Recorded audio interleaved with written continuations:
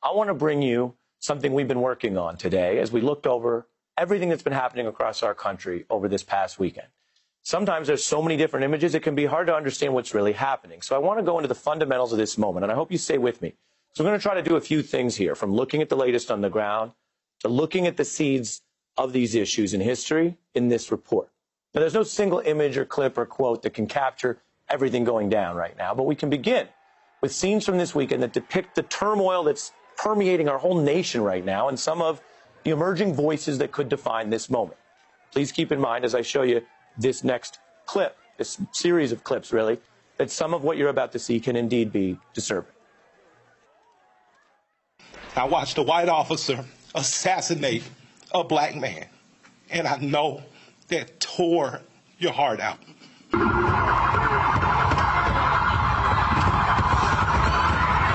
Charge the cops. Charge all the cops. Oh, no, no, no, no. I share the outrage, and I stand with the protesters. Charge them in every city across America where our people are being murdered. We see several officers go up to the car and start breaking the glass. Now is the time to plot, plan, strategize, organize, and mobilize. Mobilize. We want you to know as we report the facts here, altogether we've seen that mobilization, protests in at least 140 cities, continuing right now tonight as the president prepares to speak. Now, many of these are primarily peaceful in nature, some turned to looting and violence. Authorities have made over 4,000 arrests to date, and this is not over. Officials also counting several people who've died in these protests. Now, in a movement confronting police misconduct, also these allegations of misconduct in the protests themselves. The video that has circulated of officers escalating and initiating contact. This footage of NYPD appearing to make a decision to drive into a crowd of civilians. That's now under investigation. So as this all piles up, many are asking right now, how did we get here? The short answer is as depressing as it is enraging. We have been here in this position for a long time. When a society is fundamentally unjust, its injustices build and fortify themselves over time. New developments that occur can routinely then flow into the existing systems. So take these three flashpoints right now, the police, the economy, and the pandemic. Well, the first two operate on years of inequality. The third, this coronavirus, of course, arrived as a new phenomenon, but it swiftly ground its way through old inequalities, American housing, healthcare, and economics, all unequal. And that swiftly turned this technically blind virus into a discriminating killer. Black Americans dying at roughly triple the rate of white Americans right now from it. The economy reinforcing the dynamic. We can all see that tens of millions of jobs were just eliminated from the virus shutdown. It's obviously not the workers' fault. So I ask you tonight, can we also see that black workers are almost twice as likely to be laid off during the pandemic?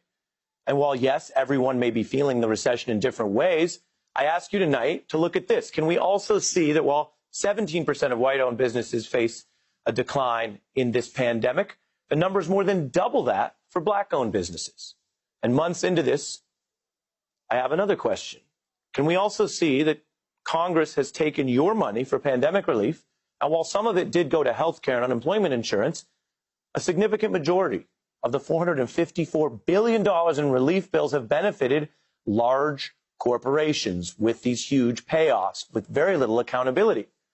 And the 1% is profiting right now. As people go hungry and march tonight, billionaires have grown $434 billion richer in the pandemic.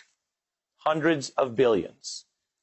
So as we try to understand all this as it keeps going, protesters know about these facts I'm telling you. You know about these facts. People know where the money goes. People know how the powerful reward themselves and control capital. And as we have a larger debate about a reopening staffed by essential workers, who of course do essential labor, can we address the fact that they find their treatment by corporations and the government to be anything but essential? And that's why this is also a night to study and listen to people who've been pressing these injustices long before they took over the headlines or shut down our streets. If you can only be tall because somebody's on their knees, then you have a serious problem. And my feeling is white people have a very, very serious problem. And they should start thinking about what they can do about it. Take me out of it. Toni Morrison speaking to America's foundations. Or take the author James Baldwin, who urged American society, white and black, to really face the violence that creates these scenarios where America's racist roots are fortified by modern law and policing. Baldwin arguing, you must understand that to see violence in its proper context, be it police brutality or violence by the state or the murders that ended the lives of a generation of leaders, from King to Malcolm X to Medgar Evers to Fred Hampton. We are still governed by the slave codes. What is called the civil rights movement was really insurrection. So one can say that the latest slave rebellion was brutally put down. We all know what happened to Malcolm.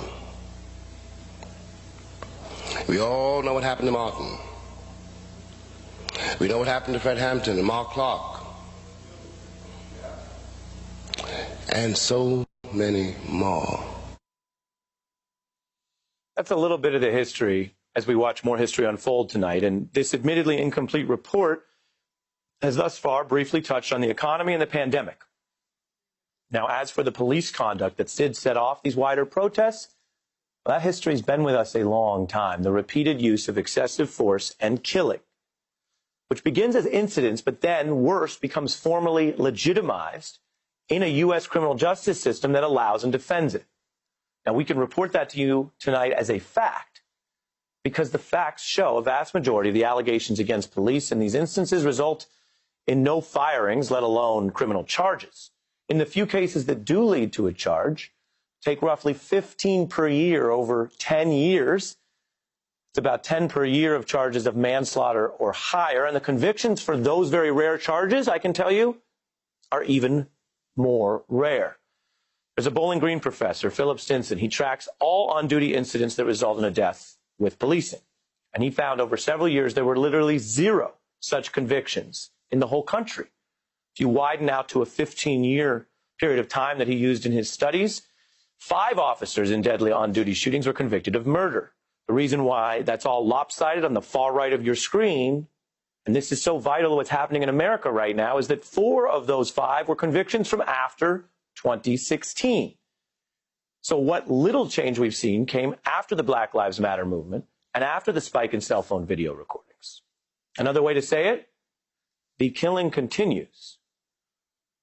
It was rarely ever caught or punished. And the handful of changes I just showed you, they have come at the margins when there is a combination of an extremely incriminating video and public pressure and often, yes, people in the streets.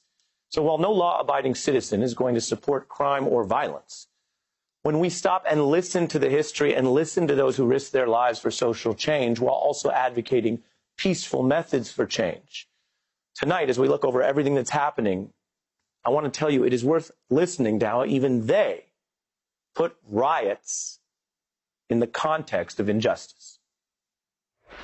I will continue to condemn riots and continue to say to my brothers and sisters that this is not the way. In the final analysis, a riot is the language of the unheard. The unheard. Martin Luther King Jr. speaking about the other America. Can we hear any better? Can we listen any better? That was over 50 years ago.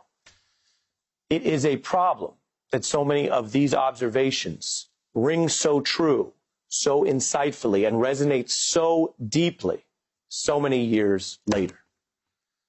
With that brief bit of historical context, we are joined by a scholar, a thinker, an author, Michael Eric Dyson, professor at Georgetown University.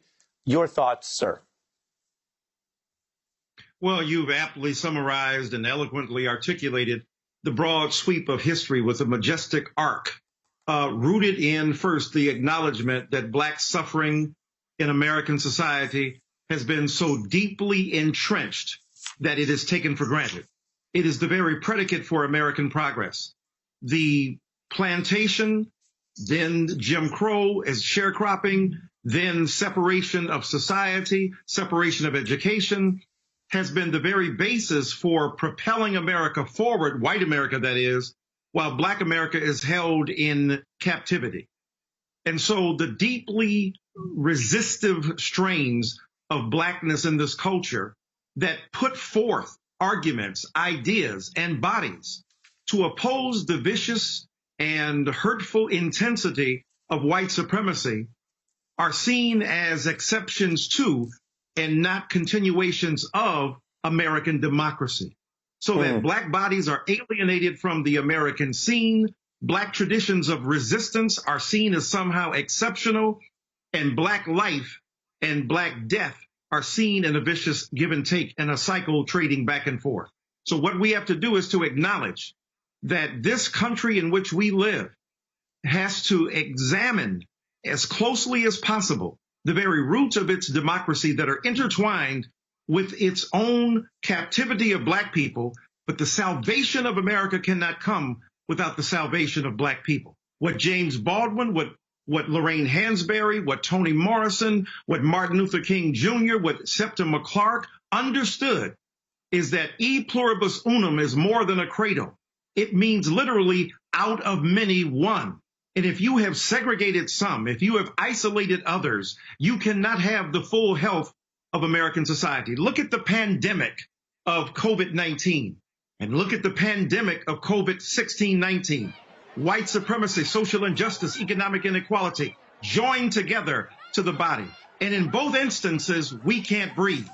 We can't breathe because of police brutality, and we can't breathe because of a pandemic of COVID-19. This is where the convergence of the natural order and the convergence of our man-made laws have really worked deleteriously to the disadvantage of black people in this country. Only when we are able to embrace each other across that chasm and tell the truth about the way in which black death is a fetish. It is the pornography of black nothingness, of non-being, which is being sought. America is addicted to black death, and this is part of the problem in American society. Hey, I'm Ari Melber from MSNBC. You can see more of our videos right here, or better yet, subscribe to our YouTube channel below. You could have been anywhere in the world, but you're here with us, and we appreciate that.